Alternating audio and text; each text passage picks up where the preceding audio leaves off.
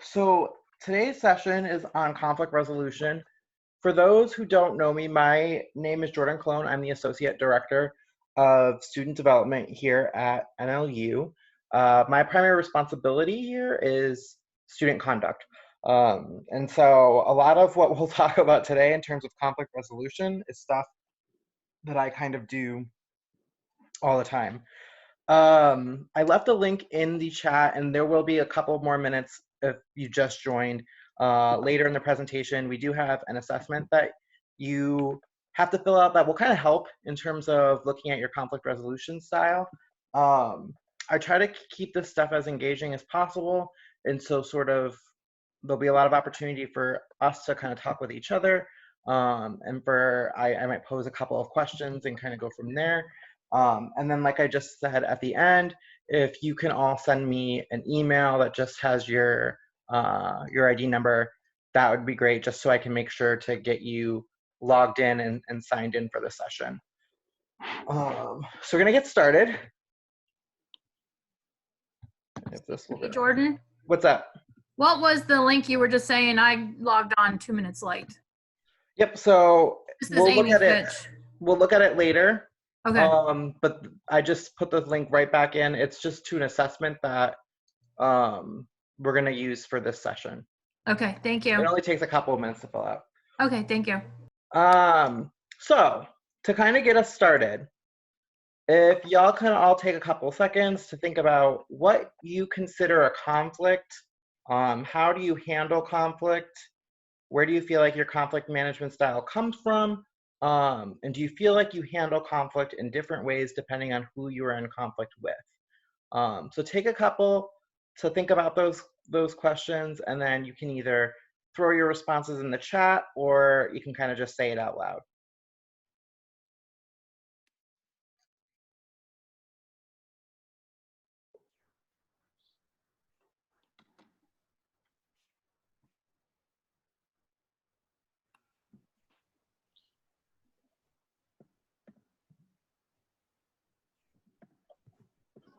Hi, Jordan. Can you hear me? This is Samara Jackson. Yep.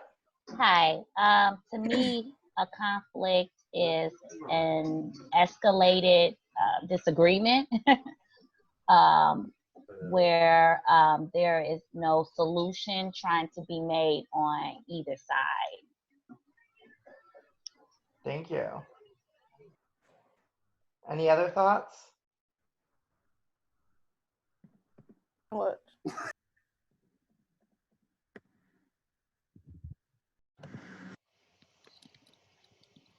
Hi, I'm Faith. I just mentioned on the chat that I feel that a conflict arises with unresolved issues.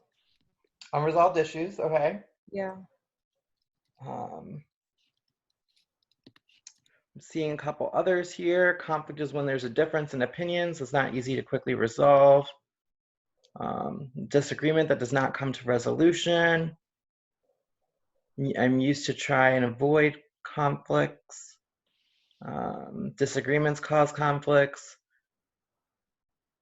Two opposing viewpoints without a resolution. Do you feel like y'all handle conflict differently depending on who you're in conflict with? I think that's totally true. Based on who you're in conflict with and the person you're itself makes a big difference on what kind of conflict you're facing.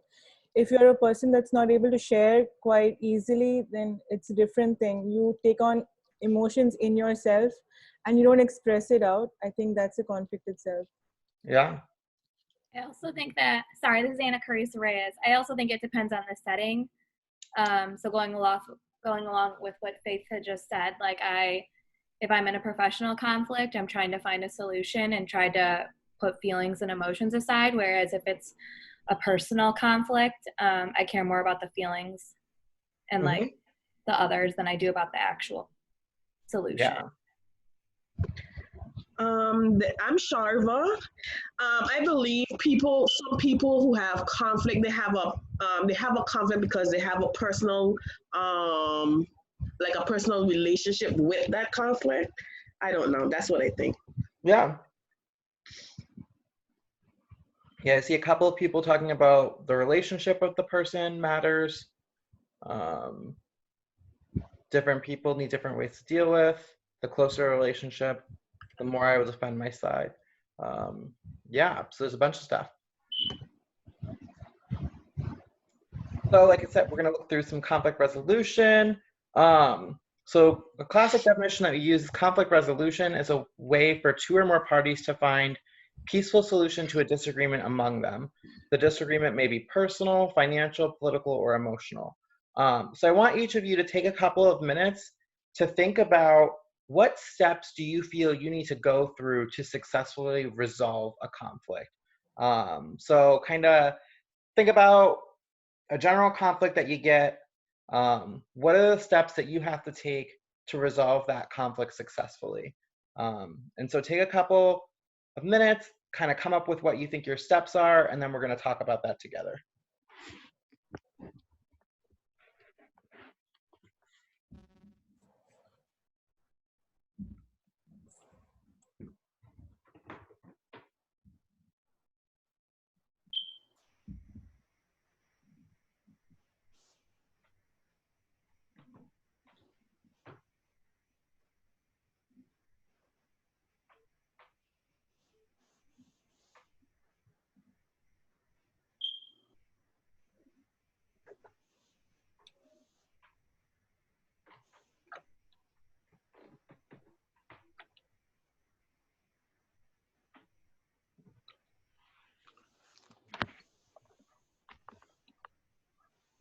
All right, so we got some coming in already.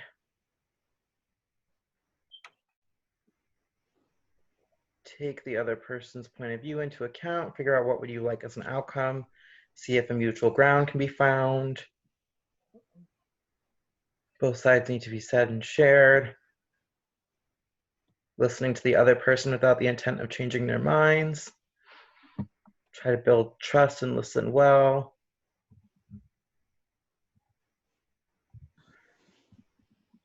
Recognize there's an issue. Express different viewpoints, what can be done to resolve, compromise.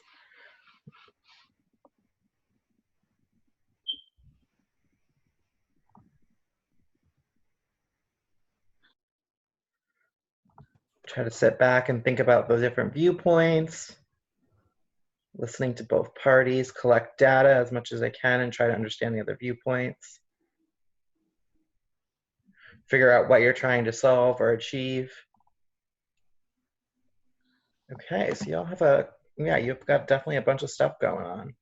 Identify the issue, listen to both sides, explain their viewpoint, discuss misunderstandings. Yeah, y'all definitely have a bunch of things.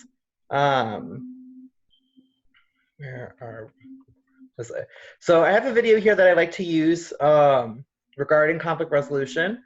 And so it's going to kind of go through some of the steps that we talked about, and then we'll kind of go from there. So let me know if the audio is an issue. I'm hoping that it's not.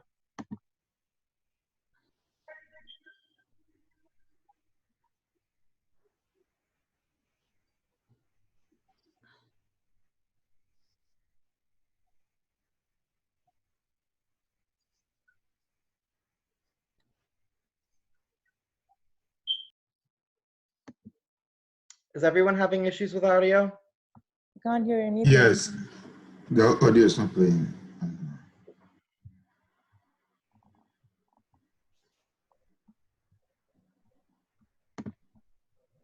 Let me see. I'll just put the subtitles on because I'm not quite sure what the audio issue is right now.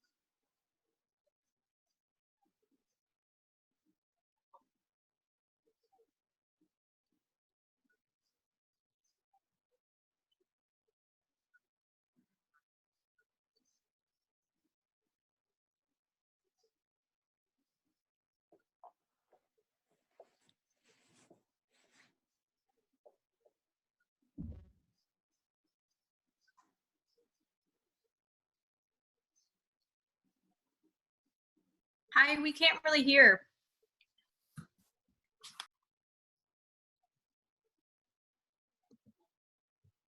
Y'all, I put on the subtitles because for some reason the audio is not working. It's really moving fast. It's on YouTube, so don't we see might be subtitles. able to view it later on as well. I'm sorry? It's on YouTube, so we might be able to view it later on as well. Yeah. Will you send us the link so we can go separately and watch it and come back together? Let's see, where are we?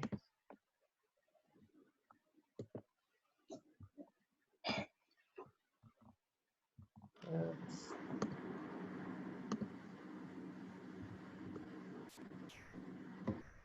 Thank you. Oh, whoops, I think that just went to Nancy. Let me send it to everyone.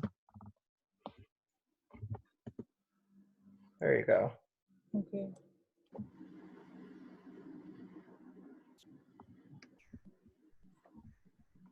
So once y'all finish watching that, let me know and then we'll go from there.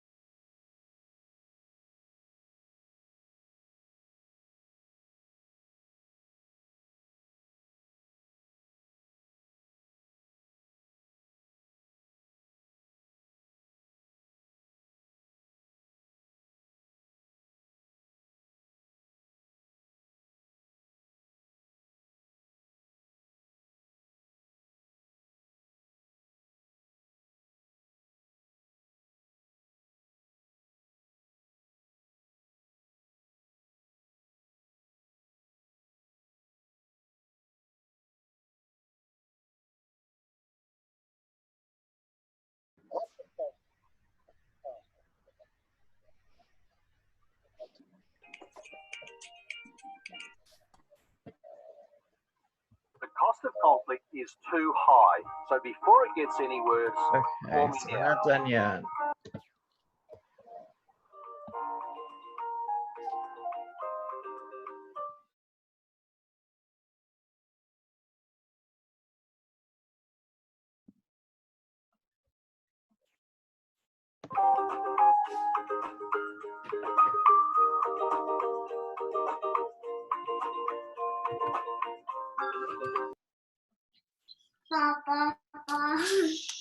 Is everyone about done?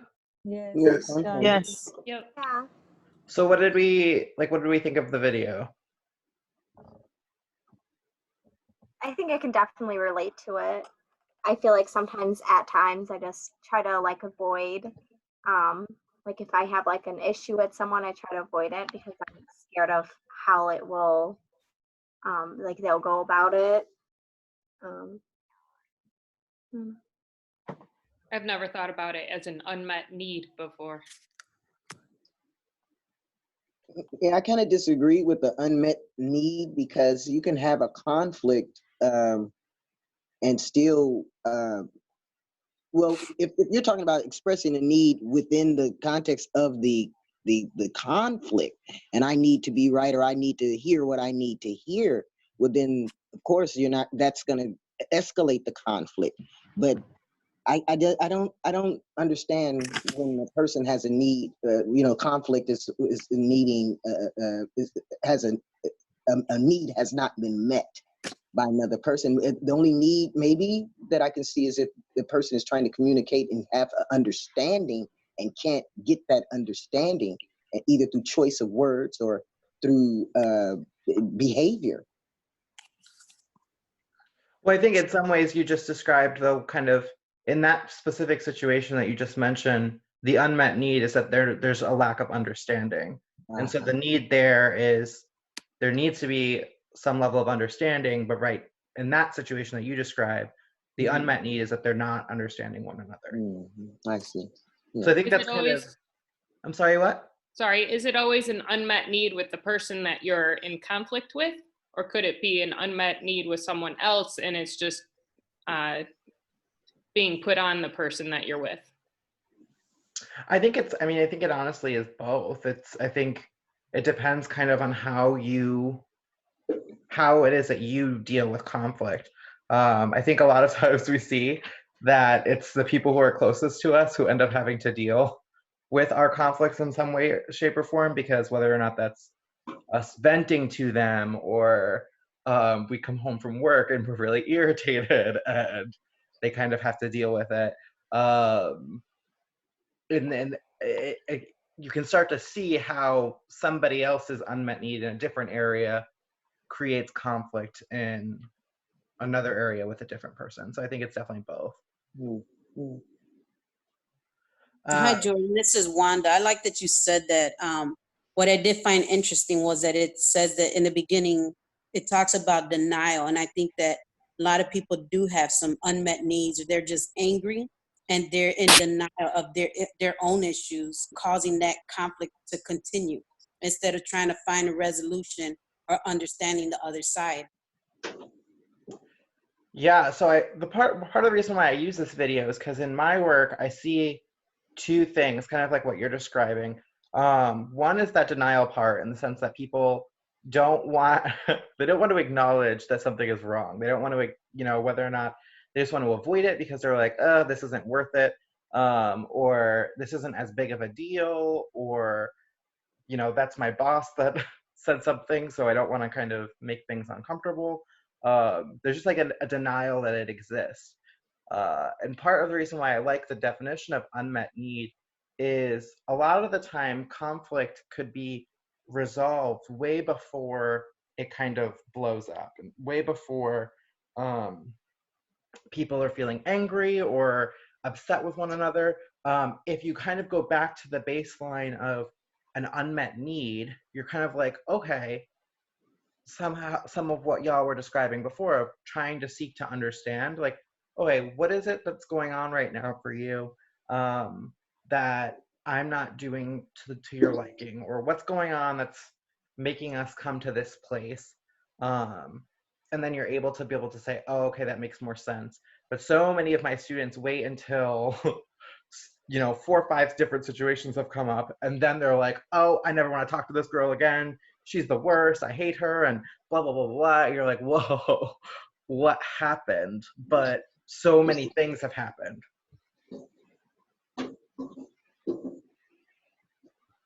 So in thinking about conflict, kind of want to go through a couple of scenarios. For some of you that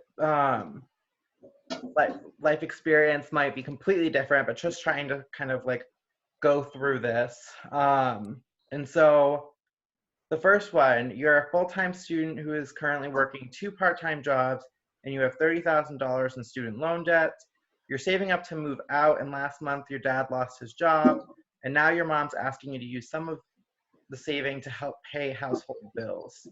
How do you feel like you respond?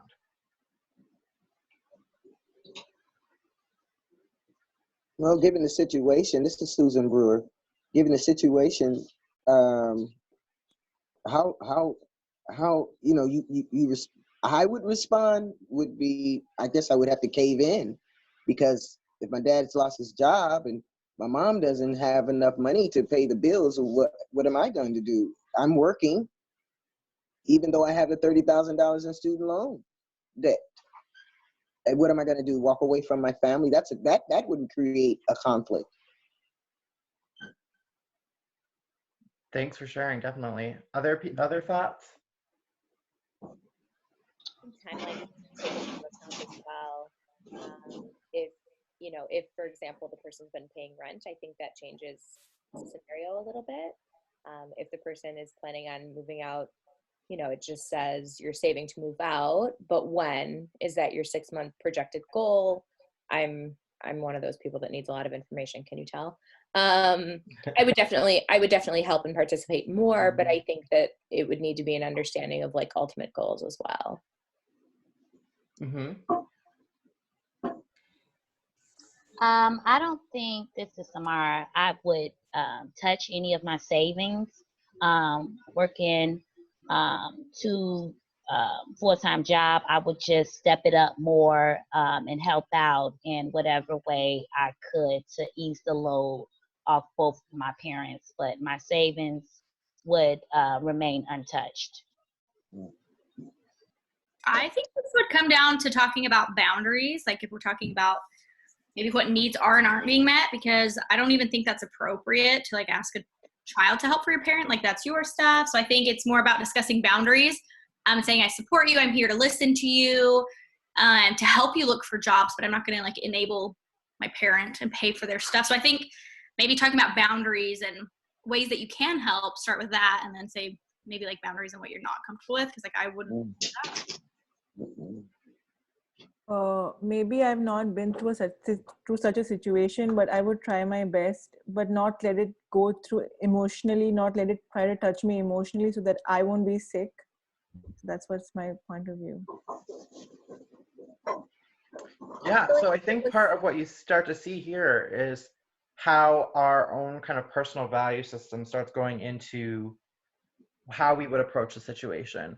And so kind of thinking about, you have to think about what your perspective is, what your experience is with your family, kind of what is the appropriate boundary. And for some, the appropriate boundary might be like, I can assist you in money. For others, it might be I can assist you in any other way. There's a couple of variables that we don't quite know. And so got to kind of think about that. Another one. So you have been dating your significant other for the past 3 years. 5 months ago, decided to move in together, and things were great for the first few weeks, but the past month, they've been leaving their clothes all over the apartment, and you're tired of it. How do you respond? This is Dawn Whitaker, and I just think that this is a situation where you have to have a meeting with that person and just express how you're feeling about it before it, you explode or get very angry about it where you can't talk. So this is where you have to have those courageous conversations. Mm-hmm. I do agree with you, Don, but for me, this is a conversation that needs to be had when you're dating. What are your boundaries? What are your pet peeves? Those kind of stuff. Yes. I think. Mm-hmm. Yeah, it's super interesting to me that they wouldn't have already had this conversation before moving in with one another. I talk to so many people about losing your space when you just make that decision of moving in with your significant other, and just kind of exactly what a bunch of y'all are talking about, just that communication in terms of how do you communicate what, again, here is there's a need, one of them has, and so there seems to be a need for cleanliness, and then kind of how do you go about working through that? If you really want to be in that relationship, I think you can compromise, and that the other person should understand, but you just need to voice it out. So if he really wants to be in the relationship, he would agree to it, maybe. Yeah. So here are some steps to successfully resolving a conflict. So first, what you have to really do is understand the conflict. I can't tell you the number of times that I'm working with students and they've jumped to this idea of what the conflict is, and they're starting to kind of solve an issue that is not even the issue at hand. And so that's kind of part of the reason why you want to seek to understand, okay, what's actually going on here? Relatedly, so many people try to resolve their conflict by talking it out with other people. And that can be useful to a certain extent to kind of get the emotional aspect out of there, but you can't resolve a conflict with a person by like just going around gossiping, by talking with every single person except for the person involved in the conflict. It just never really works out. At some point, you have to kind of buckle down and communicate with the person. Looking at brainstorming possible resolutions, and so you're going to come up with a bunch of alternatives, and then you need to pick whatever the best alternative is. And that, a few of you started talking about compromise. In many of these situations, it might involve compromising. And you kind of have to look and determine what can you compromise on and what do you feel really strongly about that you can't. If it becomes too much, yes, definitely use a third-party mediator who can just be completely unbiased and not have to worry about it. And then, I mean, at the end of the day, figure out how you're going to cope with those stressful situations, and kind of the tactics that come at hand. So like we were talking about, sometimes we get home and we're really upset with our significant other. I know I saw somebody at some point talk about the pressures and the stressors that come with being stuck at home right now, and you might be around a partner, a roommate, significant other a lot more than you're accustomed to, and so how you cope with that stress without kind of taking it out on the person you're with. So like I said, the assessment that we're going to take it's called Thomas Kilmann. It's from Thomas Kilmann, and talks about different management styles. And so I do want to give everyone a couple of minutes, if you haven't completed the assessment yet, to complete the assessment. And like I said, I sent the link a couple of times. Does anyone need the link again? Yeah, please. Yes. I need it. Yes, please. Yes, please. Oh, now it's the YouTube link. There it is. Let me grab.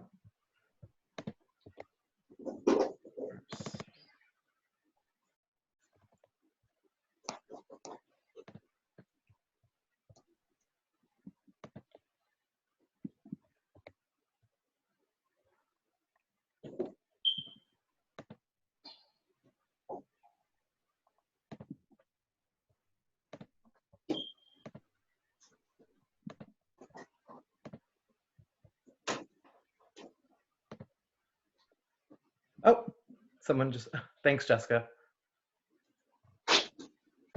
So is it that one, Tools M Education? Yep. Okay. So just take a couple seconds to complete the assessment, and then once we complete the assessment, we'll get back to it.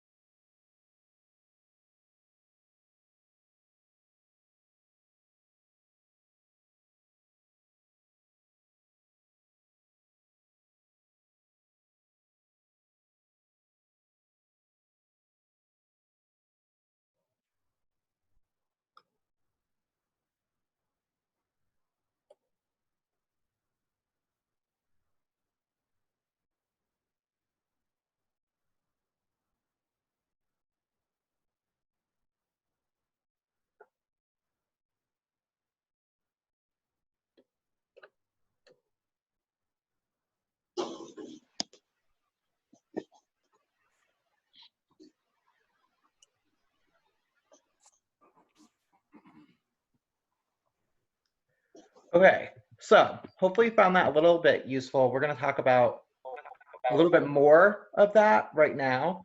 But basically, Kilman talks about conflict as on this level of between assertiveness and kind of cooperation. And so basically he looks at it as a grid, and depending on your level of how assertive you are, or how cooperative or passive you are in some aspects, you end up landing on a different conflict resolution style. For those of you who've done strengths, it's kind of similar in the sense that if you looked at your kind of your scores, you'll have noticed that some of the styles may have scored fairly closely. And what that might mean is that in some situations you might use one style, and then in a different situation you might use a different style. But like I said, we're going to quickly go over each of the styles that Thomas Kilman talks about. So collaborating talks about being a combination of assertive and cooperative. And so typically people who have the collaborating style attempt to work with others to identify a solution that works for everyone. They really try to find a way to make sure that both sides get what they want and attempt to minimize negative feelings. Sometimes, and this is similar to a cooperating style, sometimes the issue with a collaborating style is it takes quite a bit of time because you're trying to get everyone's insight. And then there are some situations where people say basically that the person attempts so hard to find a solution for everyone that it ends up actually not really working for anyone because everyone has to give up so much of what they were hoping to achieve. But for the most part, a lot of people find a good amount of success with the collaborating style. Competing. So for those of you who, and we've all encountered these competing types. These are the people who are really, really assertive, sometimes to the point where they're just not cooperative with anybody. They're willing to pursue their own concerns at anyone's expense. This is typically easier utilized when you don't care about the relationship or the work, or you're working with an external partner. So kind of the idea is you're going into a negotiation almost. Say you're going into a business negotiation, and really you're only concerned about your concerns. You might go into a competing mode. It's a power-oriented mode, and so you will see some people who just, it might mean standing up for some rights. It might also just mean you're just trying to win. And that's kind of a thing that you see quite often. Avoiding is also something you see quite often. And these are individuals who are fairly unassertive. I've worked with people who are just like, these are kind of people who are like, it's really just not worth it. And I'd rather just keep it moving without having to deal with it. And so they'll sidestep some issues. They might withdraw from the conflict completely. It's typically easier when you can postpone dealing with a situation. So with situations where you need an immediate answer, avoiding is not really going to help. This is also helpful when people just don't care about what the outcome is. And so like I said, I've worked with several people who are just like, it doesn't quite really matter to me about how this ends. And so they'll just avoid the conflict completely. And then there's the accommodating. Like I said, when it kind of came to the collaborating, these two are fairly similar on the grid. So the accommodating part, they're unassertive and the cooperative. The slight difference between the collaborating and the accommodating is accommodating to a certain extent. Well, they might be the people who sacrifice their own needs to meet the needs of somebody else. And so it's less kind of like trying to find a common ground, and it's more just like, okay, you know what, for lack of a better word, kind of like a pushover. Someone who just doesn't, we're like, okay, fine, you can have this, and they kind of leave the situation having not gotten any of what they need. It is possible to take advantage of disengaged individuals in the accommodating style, but people who are accommodating typically engage others with respect and authentic curiosity. So they're really just trying to figure out what the other person needs and how they can kind of go about navigating through that. And then finally, compromising. So just as you'd expect, it's an intermediate between assertiveness and cooperativeness.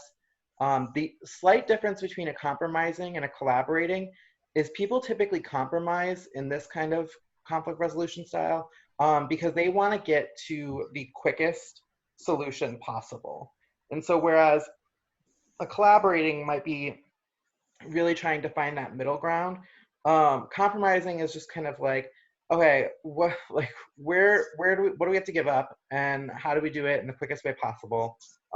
Typically, both sides know that they're going to be only partially satisfied, but because they save time, splitting the difference is worth it to them. So in looking at your scores, were people surprised, or what were some thoughts based on kind of me going through this? And like, did you agree with yours? Did you not? Or what were you thinking? We have. I agree with mine. I think it'd be interesting to have other people do it, like do this in a big collective group with like coworkers or something. Because I think sometimes the way we perceive ourselves is different than other people. But as far as I'm concerned, I feel like mine's accurate.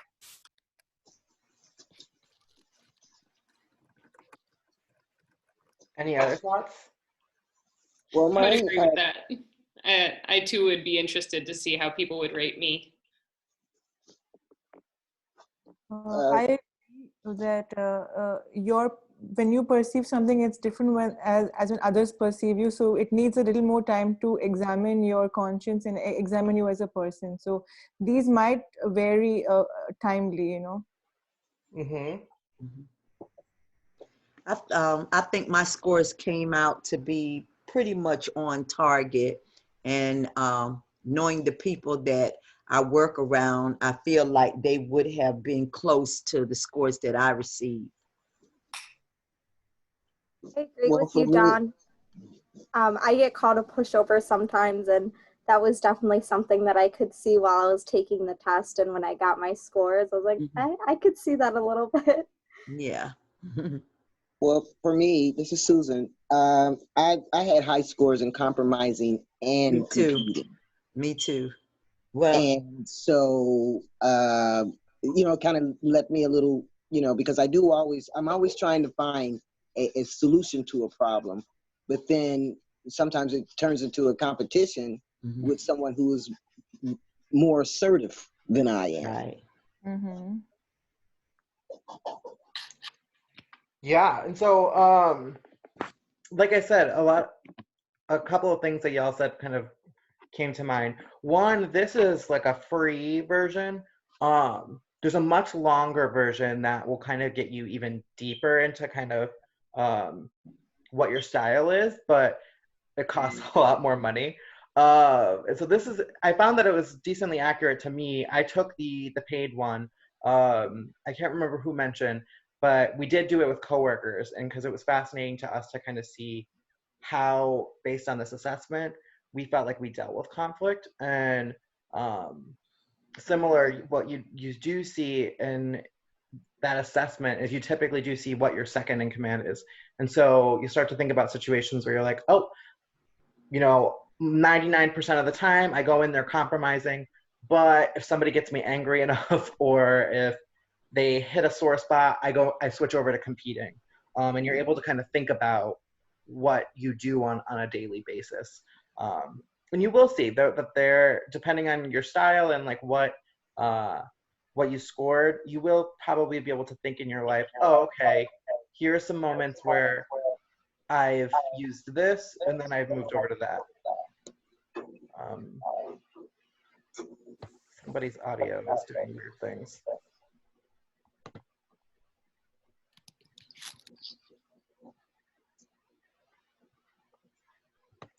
Okay.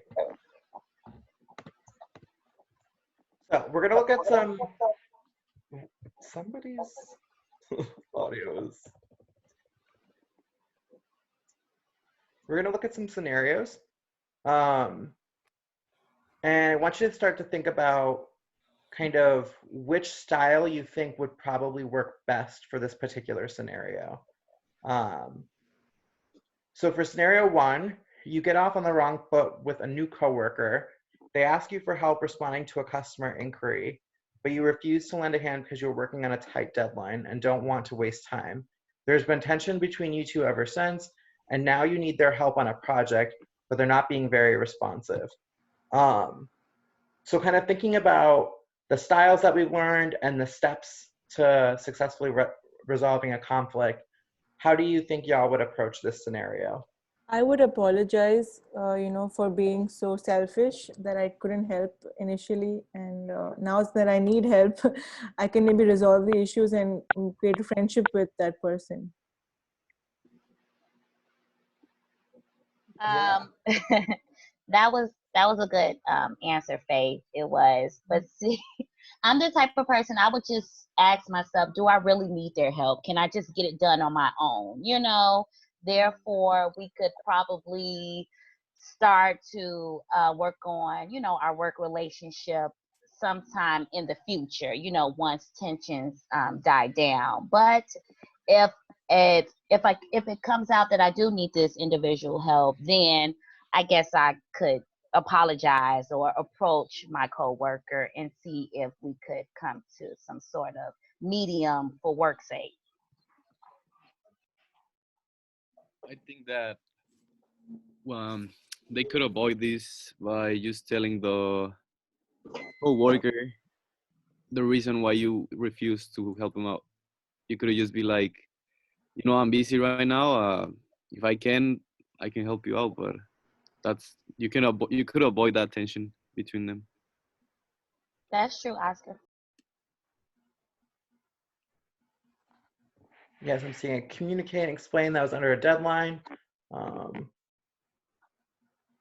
Acknowledge the person, admit to not being helpful previously. I would tell them I value them as a coworker and value their input, though I understand that they're not ready to forgive. Yeah. So second scenario. You've been in multiple staff meetings where your supervisor has asked the team to brainstorm solutions to problems the company is facing. On multiple occasions, you have seen a coworker make a suggestion that has been seemingly ignored. You have seen the impact that being ignored has been for that coworker, and as she has had a difficult time remaining engaged and seems negative lately. You are in a meeting where your supervisor has again asked the team to brainstorm solutions to a problem. You watch this coworker make a suggestion, that suggestion be ignored when she said it, but then praised 5 minutes later when a different staff member makes the same suggestion. What do you do? I think for me, I would speak up and say something like, hey, so-and-so has a great suggestion, you know, or something like that. Because if I watch that many times and see that they're being ignored, it's obvious. So I probably would speak up. Thanks. Other thoughts? I would speak up, but it would not be in front of everyone. That would be something I would like to bring up, you know, amongst those two individuals, or just me and that individual, you know, by ourselves. And the reason why I said that is because it said that the supervisor asked the team to brainstorm solutions. So that's why I probably would say, hey guys, you know, so-and-so has a good idea. Let's hear her out or him out, you know, or something like that. Yes. Well, I think I would point out that the suggestion was made prior to the person getting the praise. And, you know, and then even saying, let's bring my headphones. Do you see some headphones right there? hello? And then make a point that, you know, I've noticed, and I would say this, that, you know, every time so-and-so makes a suggestion, it seems to be ignored. And I thought she made, or he or she made a really good suggestion this time. Yeah. And now they're being ignored again. Yes, I would step in for my coworker. I think I would check. I think I would check in personally. Oh, sorry.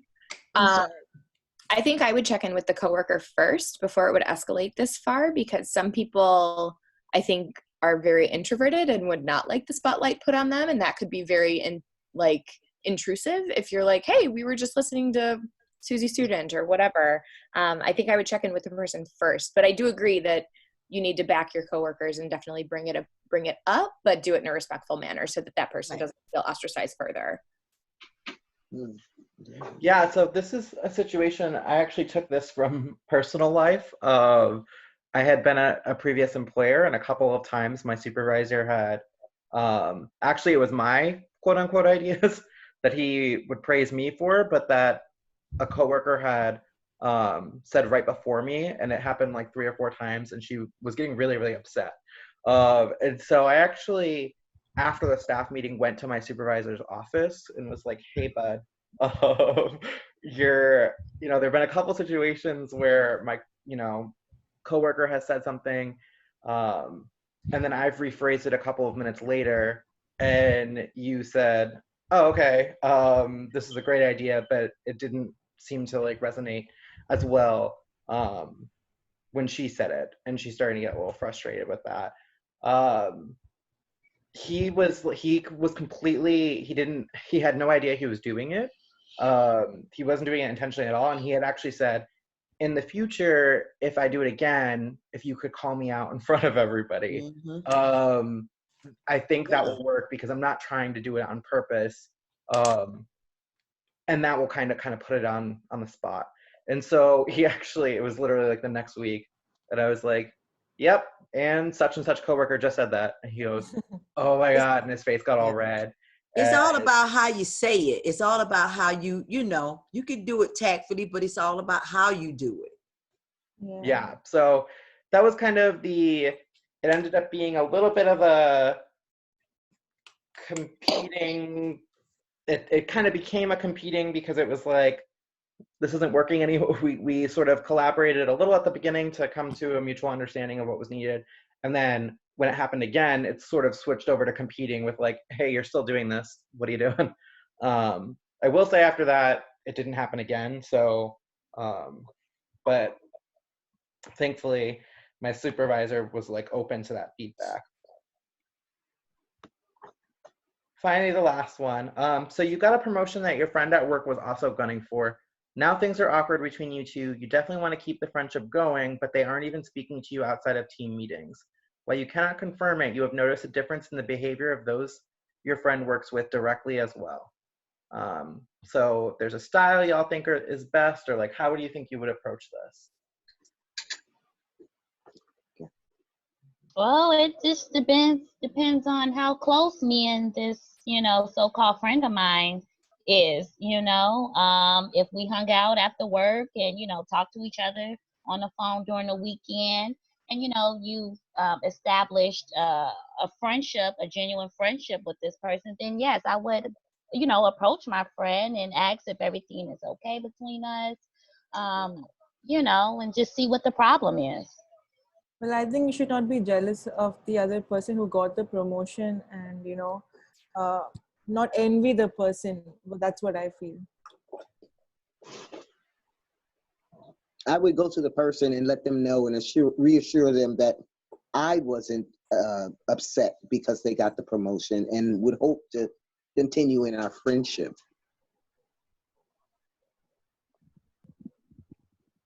Yeah. If they're a true friend, they'll talk to you about it. Ideally, friends would be supportive that you're becoming more successful. I'd approach the person, see if she was okay, see if you felt. I think that was fun. How close is the relationship? They should be happy for me. Yeah, so this is something I talk to a bunch of my students about pretty often because when it comes down to it, especially if you're friends with people who are in similar backgrounds or similar work environments as you, this is something that's probably going to happen, especially in my field. It's really, really common for a bunch of us to be applying for the same positions. And so I think, again, sort of going to that like unmet need of like, okay, what's going on? Because, it is still also a personal thing for them. They might want to celebrate you, but also maybe they feel, some type of way because they feel like they were passed up and that they were just as qualified as well. And so I think it depends kind of on the specifics of the person. And again, what y'all have described is like, what is your relationship with that person? Because I don't know, at least for me, if I'm just honest with myself, if I would overall be happy for my friend, but there would still be like a little bit of me that would be like, this stinks. Like, I feel like I was, I have the qualifications for that promotion and I was passed up for it. And I think it would be less my friend and more like a me personal, like, why did that happen? And so you kind of have to figure out like where your friend is at. But yeah, Tracy, yeah, because the relationship becomes toxic. And this is why we shouldn't make friends at work. It's a thing. You're trying to run away from the situation. You should just face the situation and deal with it in a more appropriate way than running from it and not making friends. Yeah. Yeah. So just a couple tips and then we're going to kind of wrap up if there's any questions. But people say Lara, so this is just basic kind of conflict, any type of conflict resolution type stuff. You kind of have to listen, and this is something that we're really not great at doing anymore. Then there's a lot of times where people, when you're having a conversation, and people might not want to admit it, but like when you're in that time where they're talking and you've already thought about what your response is, you're like, yes, this is exactly what I'm going to say. We've gotten out of the habit of actually effectively listening to people because we're just so ready to say like what our piece is. And so in these kind of conflict resolution situations, you really have to sit back and think of like, okay, I need to listen to you. Affirmation. So affirming is not saying, oh, you're right, but if someone says, you know, I feel some type of way, this, that, and the other, be like, okay, I hear that you're feeling such and such a way, and then respond. Adding any information that you might have that's appropriate to the situation. But like I said, I think the affirmation part is really important because, again, you're not trying to, if you're trying to kind of prove somebody right or wrong, in most situations, you're not effectively looking at trying to resolve the conflict. And so when you listen, you need to listen with respect. You need to listen with your ears, your eyes. Some of the stuff's kind of like heart, body. But some of that is more so when looking at the person and seeing like, what is their body language like? Again, if you were in their position, how would you feel?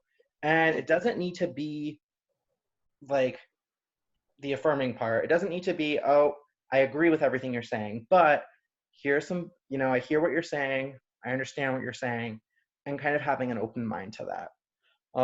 You do have to address the issue, and so if there are ever questions that you might have, like thinking about trying to understand really where they're coming from, and then sharing your perspective.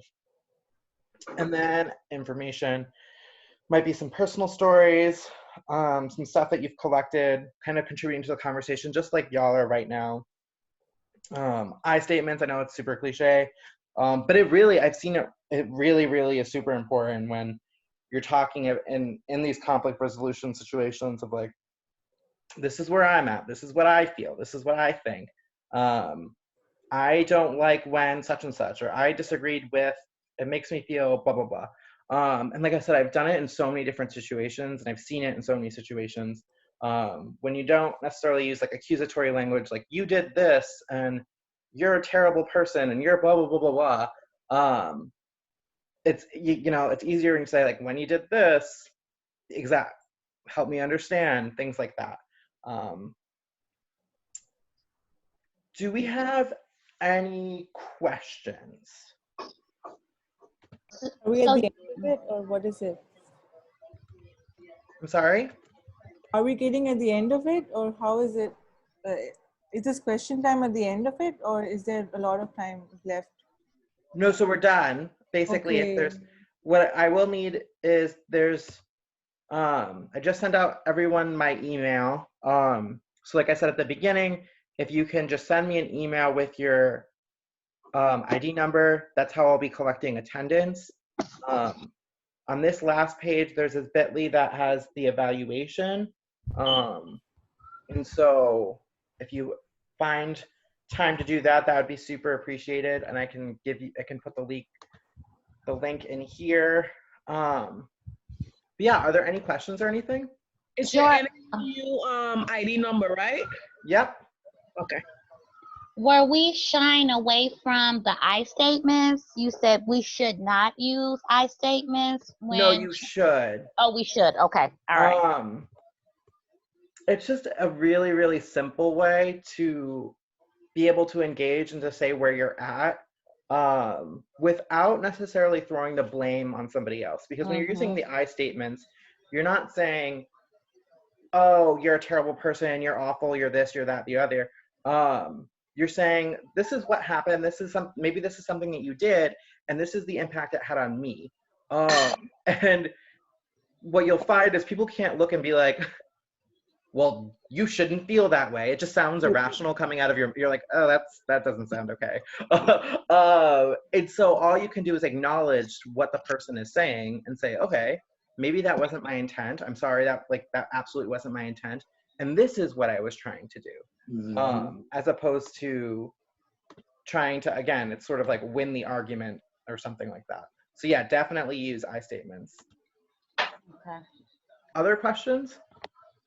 Well, it's not a question, but I feel that we're not on the same page. Most of us are not even putting their cameras on, not talking. So I feel that all of us should be on the same page and actually, admit that we are weak at some times and just try to be stronger, I don't know.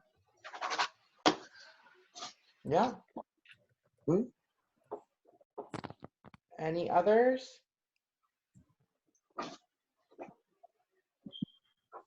So yeah, so like I said, definitely remember to send me an email because that's how I'm collecting attendance.